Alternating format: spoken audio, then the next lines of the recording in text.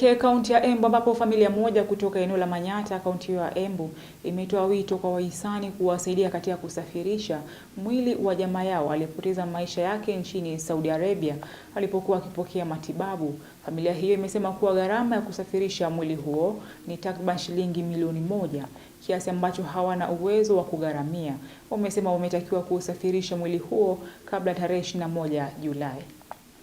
Familia ya Frida Kangeni kutoka eneo la Manyatta kaunti ya Embu ipo katika hali ya sintofahamu, familia hii ikikimbiza muda na ambao hauwezi kusimama, kwani wana hadi tarehe 21 mwezi Julai kuwekeza mikakati na kusafirisha mwili wa mpendwa wao kutoka katika taifa la Saudi Arabia alikopoteza maisha yake wakati alikuwa akipata matibabu. Tulipatwa na message ya mwenye alienda kuangalia mwili, akatuambia vyenye kutakaa haitakaa kwa siku mingi sana, wanaweka kama 14 days.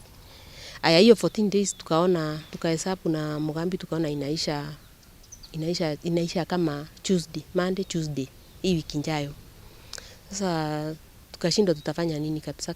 Kulingana na familia hii ya Frida, jamaa yao alikuwa akiugua kuanzia mapema mwaka huu alipokuwa akisaka matibabu katika hospitali tofauti Saudi bila ushindi wowote, hadi mwezi Juni ambapo hali yake ya kiafya ilidorora zaidi na kugunduliwa na ugonjwa wa meningitis. Kutoka mwezi wa 6 wiki ya pili aliniambia amegonjeka H pylori. Akaenda hospitali ya private, akatengenezwa, akaenda wiki ya pili, akaambiwa H pylori imeisha hiyo wiki ikiisha. Wakati aliambiwa H pylori imeisha hiyo wiki ikiisha, akaendelea kusindiwa. Akaniambia bado anaumwa na kichwa na hataki kusikiza simu ama kuiangalia. Ndipo nikaacha kumpigia simu sasa, na akaniambia nisimpigie simu, atanipigia yeye mwenyewe.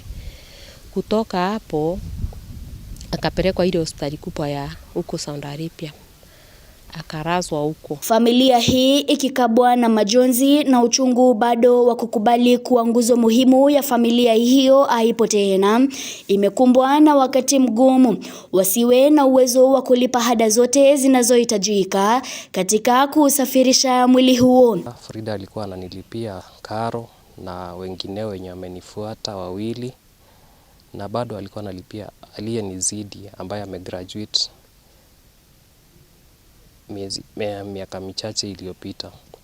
Kwa sasa hakuna hata mtoto mmoja mwenye ako kazi. Frida alikuwa breadwinner. Kwa sababu mimi nilifujika mguu, sasa hakuna kazi mimi nafanya naweza. Naomba watu wa mapenzi mema, hata kama ni serikali, wanisaidie tu hiyo mwili ifike Kenya ndio tusike hiyo mwili wa mwanangu. Sasa wakitoa wito kwa serikali na wahisani wema kuwasaidia katika kusafirisha mwili huo, wakibaini kuwa inawagharimu takriban shilingi milioni 1 kwa shughuli hiyo kutamatika. Mtu yote anayetuangalia awe mwanasiasa, awe mtu wa mapenzi mema, anaweza kutusaidia jinsi tutakavyoweza kuleta mwili wa Frida huku Kenya ndio aweze kuzikwa. Nilikuwa naomba pia serikali isaidie kwa kuwa hatuwezi, tunahitaji takriban shilingi milioni 1 ndio tuweze kuwa tumeweza hayo mambo yote, pesa yenye ambayo hatujui kama itaongezeka. Mary Kyalo, Undugu TV.